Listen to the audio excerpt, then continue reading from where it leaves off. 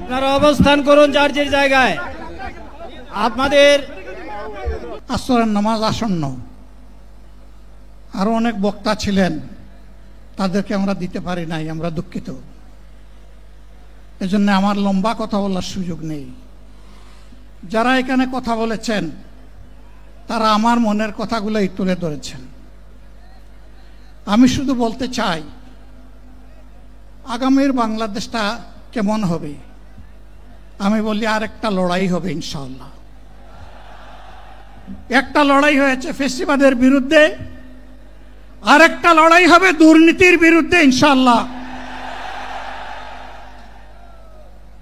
এই দুর্নীতির মূল উৎপাটন করার জন্য যা দরকার, আমরা তারুণ্য এবং যৌবনের শক্তিকে একত্রিত করে সেই লড়াইয়েও ইনশাআল্লাহ আমি জয়লাভ করব। প্রিয় ভাইরা, জামাতে ইসলামী যে দুর্নীতিমুক্ত সমাজ গড়বে তার প্রমাণ কি? তার প্রথম প্রমাণ হচ্ছে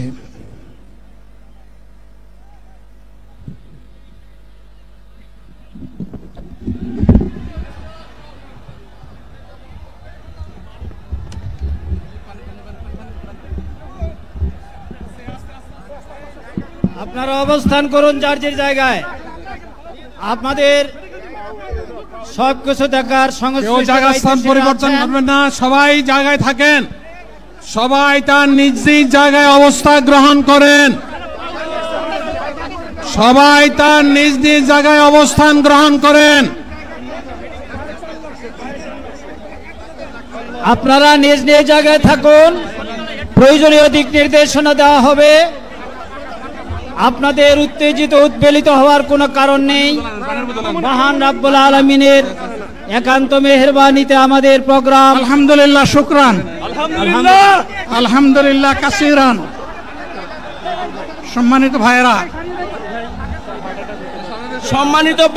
আপনারা সম্মানিত ভাইরা, আল্লাহ রাব্বুল আলামিনের রসের মেহমানিতে ঠিকভাবে এই গরমের কারণে মাহফিল মুহতারাম আমিরে জামাত চিরাই সুস্থ হয়ে যাবেন ইনশাআল্লাহ। আমি আল্লাহ তাআলার শুকরিয়া আদায় করি,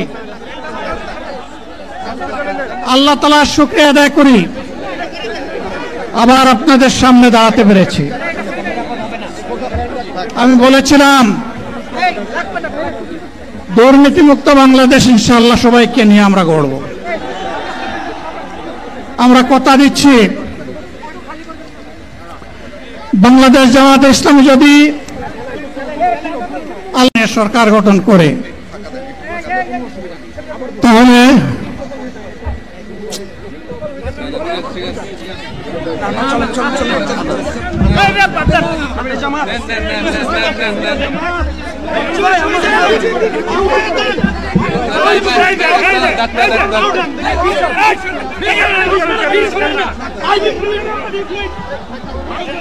আপনারা নিজ নিজ জায়গায় অবস্থান করুন। আমাদের স্বেচ্ছাসেবকগণ আছেন, সংশ্লিষ্ট বিভাগের দায়িত্বশীলরা আছেন, তারা প্রয়োজনীয় ব্যবস্থা নেবেন। কারো মাইকের সামনে আসার দরকার নেই।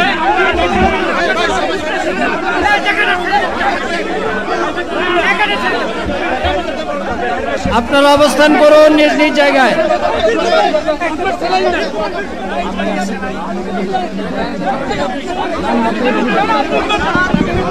সবাই মেহেরবানি করে শান্ত হয়ে বসুন, শান্ত হয়ে বসুন, শান্ত হয়ে বসুন।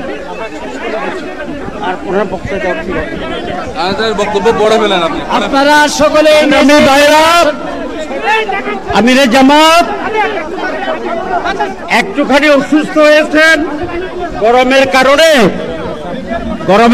হয়েছে, কিন্তু উনি বারবারই চেষ্টা করছিলেন বক্তব্য দেওয়ার জন্য। ডাক্তাররা বলছেন ওনার আর বক্তব্য রাখা ঠিক হবে না, ওনার যে বক্তৃতা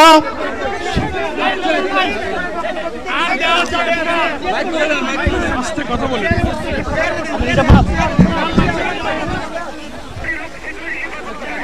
ডাক্তারদেরকে দাও।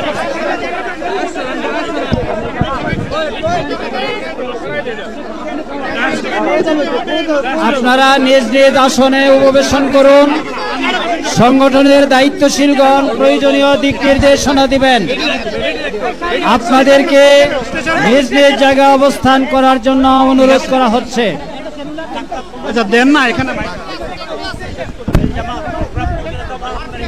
আপনাদের এই ড্রোনগুলো আলহামদুলিল্লাহ আলহামদুলিল্লাহ। আরে আল্লাহ যত সময় হায়াত দিয়েছেন, আল্লাহ যত সময় হায়াত দিয়েছেন তত সময় মানুষের জন্য লড়াই করবো ইনশাআল্লাহ। এ লড়াই বন্ধ হবে না। বাংলার মানুষের মুক্তি অর্জন হওয়া পর্যন্ত আমাদের লড়াই অব্যাহত থাকবে। বলছিলাম জামাতে ইসলামী যদি আল্লাহর ইচ্ছা এবং জনগণের ভালোবাসায় বাংলাদেশের মানুষের সেবা করার সুযোগ পায়, তাহলে মালিক হবে না, সেবক হবে ইনশাআল্লাহ। আজ আমি ঘোষণা দিচ্ছি, লক্ষ জনতাকে সাথে নিয়ে বাংলাদেশ জামাতে ইসলামী থেকে যারা আগামীতে সংসদ সদস্য হিসাবে নির্বাচিত হবেন, আরে আপনারা কথা বন্ধ করেন, আপনারা কথা বন্ধ করেন, সবাই বসে পড়েন, সবাই বসেন বসেন, কেউ দাঁড়াবেন না, সবাই বসেন। যদি আল্লাহর ইচ্ছায় জনগণের ভালোবাসায় বাংলাদেশ জামাতে ইসলামী থেকে সংসদ সদস্যরা নির্বাচিত হয়ে সরকার গঠন করেন, তাহলে কোন এমপি কোন মন্ত্রী আগামীতে সরকার কিন্তু প্লট গ্রহণ করবে না। কোন এমপি এবং কোন মন্ত্রী ট্যাক্সবিহীন কোন গাড়ি চড়বে না। কোন এমপি এবং কোন মন্ত্রী তার নিজের হাতে কোনো টাকা চালাচালি করবে না। কোন এমপি এবং কোন মন্ত্রী যদি তার নির্দিষ্ট কোনো কাজের জন্য বরাদ্দ পেয়ে থাকেন, কাজ শেষ হওয়ার সাথে সাথে বাংলাদেশের 18 কোটি মানুষের কাছে তারা তার প্রতিবেদন তুলে ধরতে বাধ্য হবে। সম্মানিত বন্ধুগণ, চাঁদা আমরা নিব না, দুর্নীতি আমরা করব না, চাঁদা আমরা নিতে দেব না, দুর্নীতি আমরা সহ্য করব না। এই বাংলাদেশটাই আমরা দেখতে চাই। যুবকদেরকে আমরা স্পষ্ট ভাষায় বলতে চাই, বন্ধুগণ তোমাদের সাথে আমরা আছি। আমি আজকে জামাতের আমির হিসাবে এখানে কথা বলতে আসিনি। আমি এসেছি বাংলাদেশের 18 কোটি মানুষের একজন হয়ে কথা বলতে। আমি শিশুদের বন্ধু, আমি যুবকদের ভাই, আমি বয়স্কদের সহযোদ্ধা, আমার বোনদের আমি ভাই। সুতরাং তাদের মুক্তির জন্যই আমি দায়িত্ব নিয়ে আজকে এখানে দাঁড়িয়েছিলাম।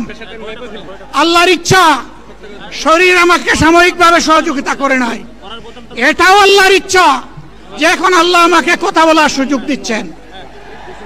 আমি বলতে চাই, বাংলাদেশের নির্দিষ্ট কোন শ্রেণীর মুক্তির জন্য আমাদের এই লড়াই নয়। রাস্তার একজন পরিচ্ছন্নতা কর্মী, চা বাগানের একজন শ্রমিক, রক্ত পানি করে ঘাম জড়ানো আমার একজন রিক্সা চালক ভাই, বাংলাদেশের মানুষের মুখে যারা এক মুঠো ভাত তুলে দিতে চায়, আমার সেই কৃষক বন্ধুটি, আমি তাদের হয়ে আজকে এখানে কথা বলতে এসেছি।